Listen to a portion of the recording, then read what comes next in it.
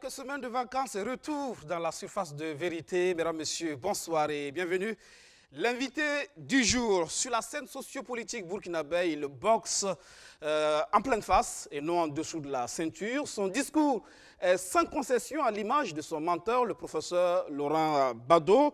Ils adorent choquer les consciences dans l'espoir justement de susciter le Burkinabé nouveau que le Parti de la Renaissance nationale parent tente donc de ramener. L'ancien ministre de la Culture, des Arts et du Tourisme, Abdou Karim Sangou, est dans le fauteuil blanc. Bonsoir. Bonsoir Aubert. Merci de répondre à notre invitation. Merci de nous avoir conviés à Surface des Vérités. La vie après le gouvernement, 6 mois après, on peut dire que c'est fini hein, le devoir de réserve? De façon relative. D'accord. Et c'est si facile de redescendre sur terre, de vivre avec, comme les autres, sans la voiture talisman, par exemple, sans les honneurs ou les autres avantages liés à la fonction ministérielle? Non, peut-être parce que, à titre personnel, j'ai toujours appris à être moi-même. J'ai toujours appris à vivre avec peu de choses. Je parle souvent, pour taquiner, je dis que le meilleur petit déjeuner qui me convient, moi, le matin, c'est pas du pain au croissant. C'est d'avoir le taux de la veille. Vous voyez donc, rester soi-même même dans la fonction ministérielle, c'est très important. Ça permet d'en sortir sans trop de... C'est pas évident, mais il faut se fixer ce challenge-là. D'accord. Parce que il faut définitivement que les Africains comprennent que les fonctions, c'est pour servir. À partir du moment où vous comprenez que vous êtes là au service de la collectivité, il n'y a pas de raison que ça vous monte de façon particulière à la tête. Tout à fait. C'est vrai que le pouvoir, il faut le dire, a une dimension mystique qui peut facilement vous transformer. Mais je pense aussi que les transformations sont souvent dues au fait que les gens sont surpris de se trouver dans des fonctions. Ouais. Voilà, donc quand on est, voilà, quand en ce moment ça vous prend la tête et puis ça va dans tous les sens, voilà. Tout à fait. Voilà. Vous avez continué à bénéficier des 6 mois d'avantages liés à la fonction? Évidemment, c'est la loi. Vous voulez quoi? Vous en pensez quoi, cette loi? C'est une très bonne loi. C'est une très bonne loi? Absolument. Et il faut la supprimer, non? Pourquoi continuer à servir des avantages à un ministre qui n'a plus de fonction pendant 6 mois? Parce que simplement la fonction ministérielle change votre rapport à la société. Vous voulez, vous ne voulez pas. Vous savez, moi, tous les jours que Dieu fait, là, je suis assis là. Même aujourd'hui, j'ai dû envoyer de l'argent à des gens. On continue de vous solliciter. On continue de vous solliciter. Et ça, ce n'est pas demain que vous changez cela. Mais évidemment, il faut, c'est le contexte de notre société. Je pense que nous allons y arriver progressivement. D'accord. Alors, vous en avez quand même encore gros sur le cœur, non? Pour avoir été débarqué du gouvernement. Pourquoi devrais-je avoir gros sur le cœur? Non. Moi, je pense avoir accompli convenablement ma mission. Et vous savez, c'est comme en football, hein, je vais me dire aux gens, il faut savoir partir quand on est entraîneur d'une équipe. Il faut partir au moment où tout le monde dit « Ah, mais c'est très bien ». Oui, mais là, c'est une question d'alliance. Le parent n'a plus de portefeuille ministériel. C'est quand même, vous vivez ça comme de l'ingratitude, non? Non, il n'y a aucune ingratitude. Mais dans tous les cas, il faut se mettre à l'idée que la politique, un des principes, c'est l'ingratitude. Mais pour ce qui me concerne, puisque nous sommes encore membres de l'Alliance, je ne peux pas dire que c'est de l'ingratitude. C'est parce que vous n'avez plus juste rien à offrir au MPP aujourd'hui? Non, nous avons beaucoup à offrir. Je mets n'importe qui au défi dans un débat, comme dit mon mentor, de mano à mano. du point de vue des idées, il n'y a pas deux partis qui ont les idées que nous avons. Nous sommes le seul parti burkinabé qui propose aux Africains, aux Burkinabés, une voie de développement claire. Et vous pensez que sur des principes cette clairs. contribution intéresse le MPP aujourd'hui? Mais ça, Les idées? que ça les intéresse ou que ça ne les intéresse pas, les idées finissent par vous rattraper. Si vous n'aimez pas les idées, vous bricolez la gestion d'un État. Donc, de ce point de vue, nous, on n'a aucun problème. Parlons donc de la gestion de l'État avec la situation sécuritaire aujourd'hui. On se rappelle, à l'époque, vous avez organisé un colloque sur la contribution de la culture dans la lutte contre l'extrémisme violent lorsque vous étiez ministre de la Culture, justement. Plus de 100 morts à Solane, une quinzaine de policiers tués dans une embuscade. C'est quand même là un aveu d'échec, non, du gouvernement. Visiblement, il n'a pas la solution. Non, je pense que on ne peut pas faire dans la langue de bois. La situation est assez complexe. La situation est assez démoralisante pour les Burkinabés. Quelques chiffres. Nous sommes quand même à plus d'1 million de déplacés internes. On ne sait pas exactement dans quelles conditions ces déplacés internes vivent véritablement. Nous sommes globalement aujourd'hui à peu près plus de 2000 morts liés à ce phénomène. Si on comptabilise, je l'ai dit en moins de mois, nous sommes à plus de 200 morts. Il y a un véritable problème. J'allais dire, la marge de progression du phénomène sur nos territoires, si on a un peu de bon sens, on est obligé d'être inquiet. Alors après, dans une situation pareille, est-ce que il suffit, j'allais dire, de dire que le gouvernement est incompétent? Mais il est clair que le gouvernement a la responsabilité de garantir la sécurité des Burkinabés. Alors, quand vous dites ça, il faut chercher à comprendre qu'est-ce qui a bien pu se passer. Je ne veux pas trop généraliser. C'est là toute si la vous question. restez là, ce qui s'est passé de façon particulière à Solane, c'est intolérable, c'est incompréhensible. Même il va falloir des situer les gens responsabilités. qui, habituellement, évitent de s'exprimer publiquement comme les évêques. Vous avez vu quand même qu'ils ont tiré la sonnette d'alarme. Il faut véritablement qu'on comprenne pourquoi, à 15 km du champ où on tue les Burkinabés, on a nos forces de défense et de sécurité.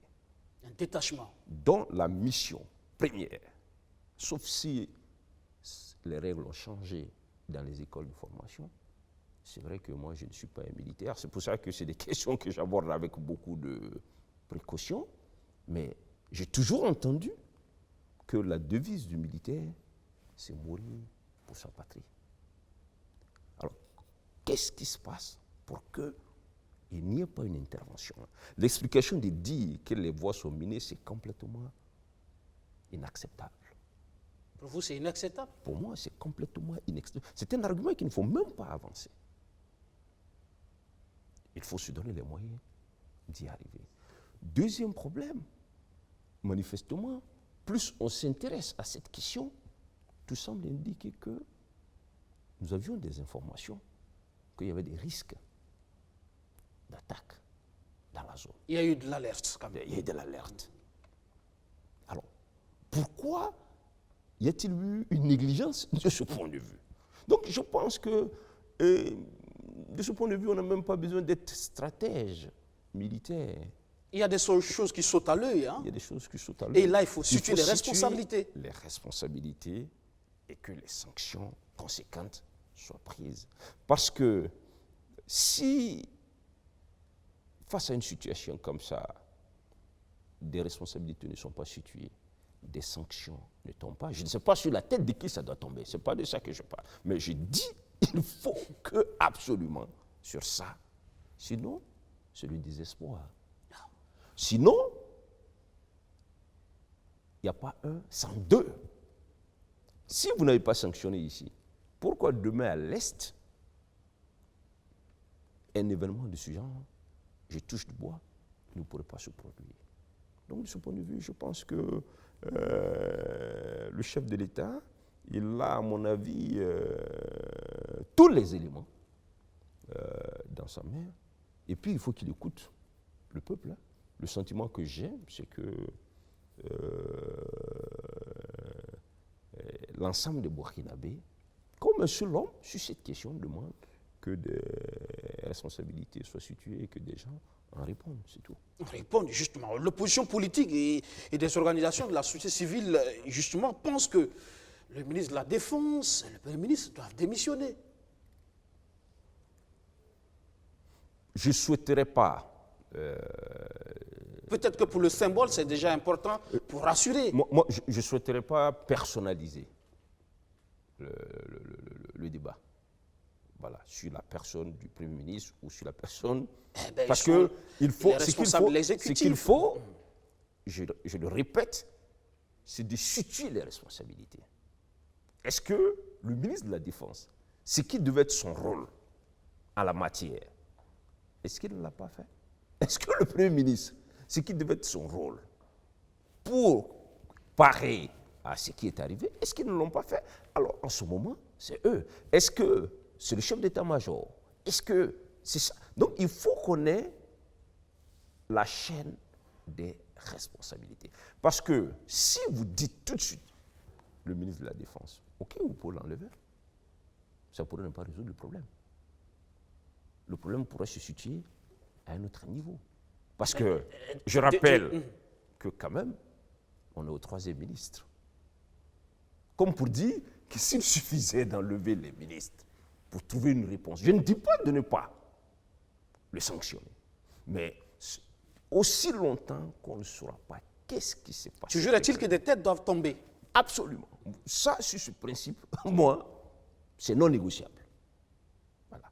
Maintenant, l'opposition est certainement dans son rôle de le rappeler. Certaines organisations de la société civile sont évidemment dans leur rôle, mais le dernier mot revient au chef de l'État. Au chef de l'État, justement, ça reste une question essentielle. Mais on entend justement ces derniers temps, la presse en révèle, notamment l'événement, sur 2 numéros, parle de grand malaise au sein du commandement militaire. Ce n'est pas tolérable, c'est tout ce que je peux dire. Ce n'est pas tolérable. Il faut mettre de l'ordre dans tout ça. Ce n'est pas tolérable qu'en cette période de notre histoire, qu'il y ait des bisbilles dans la chaîne de commandement. Pas tolérable, en tout cas, vous l'avez dit. Pouvez-vous convaincre aujourd'hui les Burkinabés, en restant dans la majorité présidentielle, vous au niveau du parent, justement, vous, aujourd'hui, vous êtes d'accord qu'il faut recréer la confiance, justement, au niveau des Burkinabés. Vous êtes d'accord qu'il y a des choses qui ne vont pas bien. Et là, est-ce que vous pouvez recréer cette confiance perdue entre les Burkinabés et le parent en restant dans la majorité présidentielle? Bon, je ne sais pas s'il y a une confiance entre les Burkinabés et ceux qui ne sont pas dans la majorité. Vous savez, la tendance générale des Burkinabés, c'est de ne plus croire aux hommes politiques. Si vous vivez au Burkina, c'est parce que... La réalité, comme je l'ai dit... Parce que, au-delà de la majorité, parce que nous n'adhérons pas, encore une fois, à des individus. Nous adhérons à des offres politiques. Qu'est-ce qu'on recherche? En 2015, lorsque le parent adhérait à la majorité, l'idée, c'était de travailler à la rupture d'avec l'ancien système. Même si au résultat, évidemment, il y a beaucoup de choses à redire.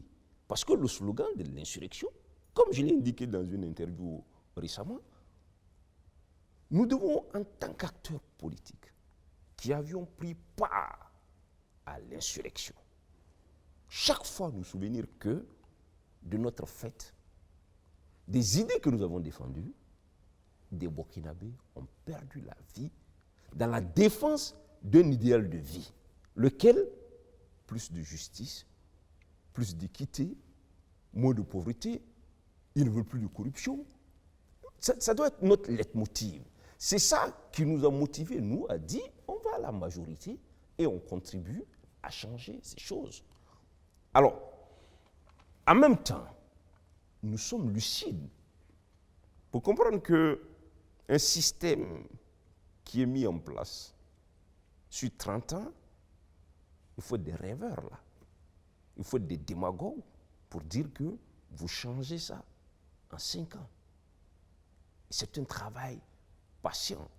Et la situation est d'autant plus compliquée que le pays fait face à une situation qu'on n'a jamais connue. Si nous nous retrouvons... Vous êtes en train de trouver des excuses? Aucune excuse. Mais je suis en train d'expliquer la situation. Il y a des efforts clairs et nets à faire en termes de lutte contre la corruption. En termes de Il faut qu'on en parle justement. Mais la solution pour nous, ce n'est pas de nous retrouver avec des gens qui disent que l'insurrection qui a eu lieu, en réalité, elle ne devrait pas avoir lieu, par exemple. Nous ne pouvons pas nous retrouver avec des gens qui revendiquent ce que j'appelle l'héritage de l'ancien système. C'est vrai qu'il y en a qui sont venus dans l'insurrection par opportunisme. Est-ce que vous retrouvez vous empêche de vous exprimer? La question est-ce que mais vous savez très bien que vous êtes dans la majorité, ce n'est pas pour autant que vous ne gardez pas votre liberté. Oui, mais il y a des amitiés, j'allais dire, compromettantes. Il y a des amitiés qui vous font perdre votre âme. Parce que l'amitié, c'est autour des valeurs. Parce que le parent a encore une âme aujourd'hui. A une véritable âme. Ah oui? Mais bien sûr. Le parent n'est que l'homme de lui-même. Mais parce que vous avez une vision, j'allais dire, réductrice de la place d'un parti politique dans l'échiquier national. Parce que pour le commun des mortels, un parti politique, c'est avoir des députés. Un parti politique, c'est avoir des conseils municipaux. C'est comme ça on mesure la popularité d'un parti. Oui, mais quel drôle de popularité. Vous savez, les gens avaient la popularité et ils ont été chassés un matin. Tous ceux qui les ont votés, là, ils étaient où? Il y en a là, nos voisins. L'élection venait d'avoir lieu, il n'y avait même pas un an encore là. Mais quand vous n'avez pas d'élu, vous ne pouvez pas impacter les décisions politiques. Je voudrais que les gens m'autorisent à le dire. Un parti, c'est d'abord des idées. C'est d'abord un programme politique. Mais pourquoi aux élections, vous n'arrivez pas à faire triompher ces idées? Parce qu'il n'y a pas d'élection, mon cher ami. Il n'y a pas d'élection? Mais ça, ce n'est pas des élections, c'est des simulacres d'élections. Ah bon? Mais oui, ce n'est pas aux parents qu'on va enseigner ça. Autrement, Roch n'a pas été élu sur une base démocratique normale? Non. Il a été élu démocratiquement au plan formel. Parce que l'électeur... Au plan formel? Mais dans le fond, ce n'est pas une démocratie. Parce que l'électeur burkinabé, là, il ne sait même pas quel est le choix qu'il opère. Puisque la vraie démocratie, ça suppose que le peuple soit conscient et responsable du choix qu'il opère. C'est clair, là. Nous, on l'enseigne, là. Donc, aujourd'hui, vous êtes en train de me dire qu'en vérité, Roch souffre d'un problème de légitimité aujourd'hui? Non, Roch a été élu par 50, je sais pas si c'est 4, je crois. 54 ou... Mais ça, c'est la nature de notre système démocratique qui se fait avec tout le monde. Mais ce que je veux dire, il y a des contradictions dans notre système. Parce que le même peuple qui vous élit, c'est le même peuple qui demain se retrouve dans la rue, qui parle d'autre chose. C'est pour ça que le parent... On a vu le cas Ibeka récemment au Mali. On l'a vu. Voilà. Sinon, Blaise était élu tout le temps. D'accord. Voilà. Alors, Donc, il faut re-questionner, et c'est ça. c'est le véritable défi. Il faut Cette re-questionner démocratie. la démocratie burkinabé, la démocratie africaine. Les gens les plus lucides, qui savent de quoi il s'agit, ils savent très bien qu'il nous faut un effort de repenser la démocratie en Afrique. À l'aune de nos valeurs culturelles. Endogénéisé, c'est surtout ça. Endogénéiser, c'est tout. Parce que là, ce ne sont pas nos valeurs, en vérité. Non. Non. C'est pour ça que ça ne prend pas. C'est aussi une question de culture, de valeur. Évidemment. Parce que je me dis toujours, on apprend aux étudiants en première année de droit que le suffrage universel, ça n'a pas toujours été ce qui a existé en Occident. Je me dis d'ailleurs, dans une de mes dernières conférences, que le président américain, là, il est élu par 538 grands électeurs. Pourquoi les pères fondateurs de la Constitution américaine, ils n'ont jamais voulu que le peuple choisisse directement? Le suffrage direct. Ils n'ont jamais voulu. Parce qu'en théorie politique, c'est constant que le peuple, dans sa masse, ne sait jamais ce qui est bien pour lui. Parce que pour choisir, en fait, il faut être informé. Il faut avoir les éléments d'analyse. Donc on est dans une sorte de tragicomédie qui nous font d'ailleurs gaspiller des ressources publiques dans un environnement où on n'en a pas d'ailleurs. On n'en a pas d'ailleurs. On se fait financer encore nos élections.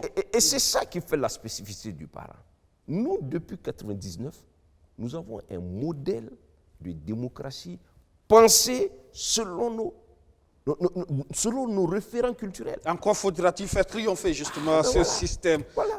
On n'est pas élu simplement parce que le peuple ne peut même pas comprendre ce qu'on lui dit. Mais ce n'est pas sa faute. Donc, il y a un travail d'éducation à faire sur la durée. En fait, la Renaissance, pour le parti de la Renaissance nationale, avec ce congrès qui vient de s'achever, avec l'élection d'Abdou Karim Sango comme président, c'est enfin la Renaissance? Je ne sais pas si c'est enfin la Renaissance, mais nous devons travailler à relancer le parti sur d'autres bases. C'est bien, nous avons des idées, mais il faut que nous portions ces idées au plus près des Burkinabés. Je dis cela parce que justement, c'est tout l'engouement que ce parti a suscité à sa création, surtout dans le monde étudiantin, le monde des intellectuels. Aujourd'hui, il est surtout question de recréer le lien de confiance, comme je l'ai dit, entre les Burkinabés et le parent. C'est un parti qui a quand même dilapidé ce capital sympathie, il faut l'avouer. Non, d'abord. Pas des querelles internes de leadership, mais aussi c'est clair, des options politiques peut-être. C'est clair que. Non, il n'y a pas eu des options politiques, il n'y a eu qu'une seule option politique.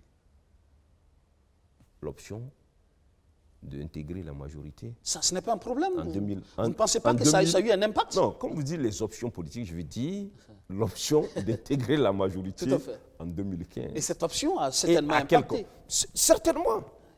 Certainement. Mais je suis mal placé pour en parler parce que je n'ai pas discuté des conditions d'entrée du parent dans cette majorité. Moi, je prends là où on m'a donné et je construis sur la base de cela. C'est ça mon discours. Et les querelles à l'interne, ça c'était c'est clair. Il n'y a pas besoin de faire un débat pour ça, c'est évident. Qu'un parti ne peut pas grandir lorsque chaque 2 ans, chaque 3 ans, il y a des crises en interne. Et le parti a donné naissance aujourd'hui à d'autres partis, d'où la nécessité de reconquérir la base, c'est très important. Comment vous comptez vous y prendre, justement? Vous savez, moi, depuis que je suis à la tête de ce parti, pas un jour ne passe sans que les Burkinabés s'adressent à moi pour prendre la carte du parent.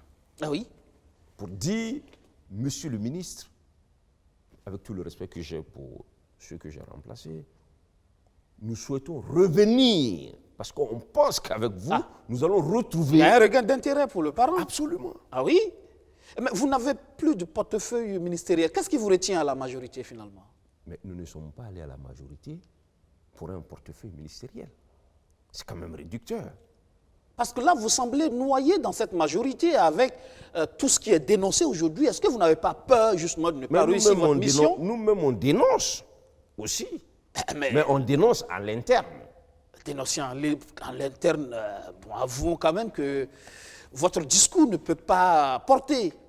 Mais pourquoi? Quand vous êtes en l'intérieur pour dénoncer, ben, quand ça ne va pas, on démissionne. Oui, mais pourquoi vous voulez que ce soit les autres qui nous fixent notre agenda? Nous, on fait de la politique. Lorsqu'on aura le sentiment, nous, que nous ne sommes pas capables de faire changer véritablement les choses en interne, vous nous entendrez. En attendant, vous pensez être capable de changer les choses à l'interne Vous savez, avec cette gouvernante faite de corruption, de malversation financière à foison? On en parle tous les jours dans la presse. Oui, mais ça, je suis désolé, mais il appartient à la justice de faire son travail. C'est tout. Ça vous fait quoi d'être dans cette majorité où justement, tous les jours, on dénonce justement des choses que vous avez combattues? Oui, mais parce que la corruption fait partie, depuis une trentaine d'années, de l'ADN de notre système politique. Encore une fois, vous êtes en train de trouver des justificatifs. Non, mais c'est de l'histoire. Justement, le changement, c'est pour opérer radicalement. Mais ce n'est pas un pouvoir révolutionnaire. Le seul moment de l'histoire de notre pays où vous avez eu ce que vous appelez le changement radical, c'est quand le Sénat du président Thomas Sankara. Mais l'insurrection, c'était aussi une forme de révolution qui devrait nous permettre de faire autrement les choses désormais. L'insurrection elle-même était piratée, là. On ne va pas revenir sur tout ça, là. Donc, les bases sont fausses. D'accord. Pour terminer. Ce dont moi je peux vous rassurer, c'est que si on ne change pas, les choses vont se compliquer pour beaucoup de personnes. C'est tout. D'accord. Alors, vous dites, vous ne reconnaissez plus le Burkinabé depuis 30 ans, on ne reconnaît plus le Burkinabé. Comment refonder justement le Burkinabé, ramener les valeurs d'intégrité tout en restant dans un régime? Encore une fois, la question revient. Comment vous comptez vous êtes attaché refonder justement ce Burkinabé nouveau que vous recherchez? Comment vous comptez vous y prendre? C'est par l'éducation. Et c'est par le modèle. Et c'est par les sanctions. L'avantage que nous avons, et les gens savent, nos camarades du MPP savent que, par exemple, nous, sur le principe de l'indépendance de la justice, s'ils veulent remettre ça en cause, ils savent que nous, on va quitter.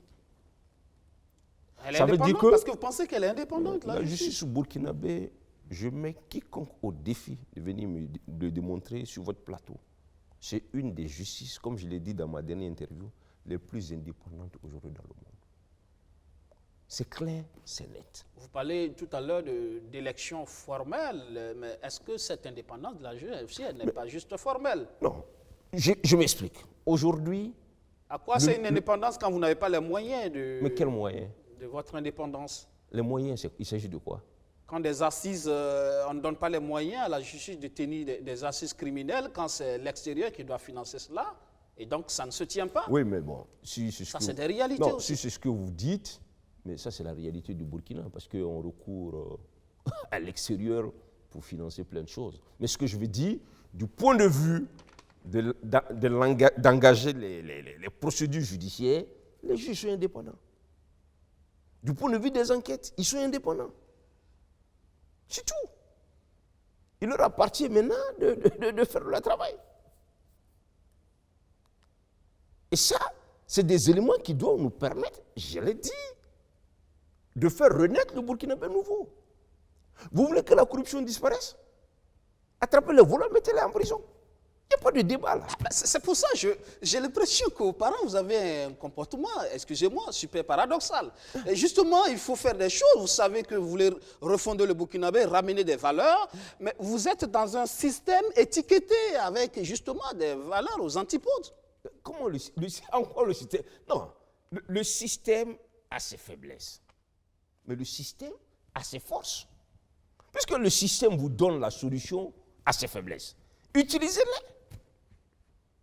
Pourquoi vous voulez que le parent aille dans l'opposition, par exemple? Ça va changer quoi? Au moins, ça montre au Burkinabé que vous n'êtes pas dans la gouvernance et que vous voulez apporter une alternative à cette gouvernance qui est décriée. Parce que le fait qu'on soit de la majorité nos propositions ne peuvent pas constituer une forme d'alternative en interne? À l'interne, je ne sais pas comment cela peut s'exprimer. Non. La preuve, ça fait combien d'années que vous êtes dans la majorité? Ça Je ne fait sais 5 pas ans. si vous arrivez à faire triompher vos Ah, idées. beaucoup, Ah, beaucoup? beaucoup, Ah oui? absolument. Ah, d'accord. Mais comme tout n'est pas mis sur la grande place, je pense que nos amis de la majorité savent très bien et nous entendent. Je crois que jusque-là, nous nous entendons encore. D'accord. Donc, aujourd'hui, le parent, on dirait, il se bat sur le terrain. Je pense que c'est ça l'élément le plus important. J'ai dit dans mes interventions là que ce n'est pas la peine de bavarder sur les plateaux de télé là, parce que ceux à qui on parle là même, en fait, c'est des gens qui savent de quoi il s'agit plus ou moins, mais qui ont fait le choix d'être des spectateurs. Parce que c'est ça aussi le drame des partis comme les nôtres. Vous savez très bien que l'argent a pollué l'espace politique burkinabé. Donc, il n'y a que les élites qui peuvent aider des partis comme le parent à faire avancer leurs idées. Selon moi, ce n'est pas à mes étudiants que je vais changer le pays. Parce que si je vais aller à Solenzo, au moins, il me faut une 4x4, il me faut du carburant, il faut au moins les gens, les salles où ils doivent se réunir, tout ça. Mais si les élites, on regarde, ne veulent pas mouiller le maillot, mais pourquoi vous voulez que des individus, à titre personnel, passent leur temps à se sacrifier de cette manière-là, jusqu'à se suicider? Donc, nous irons sur le terrain à notre rythme.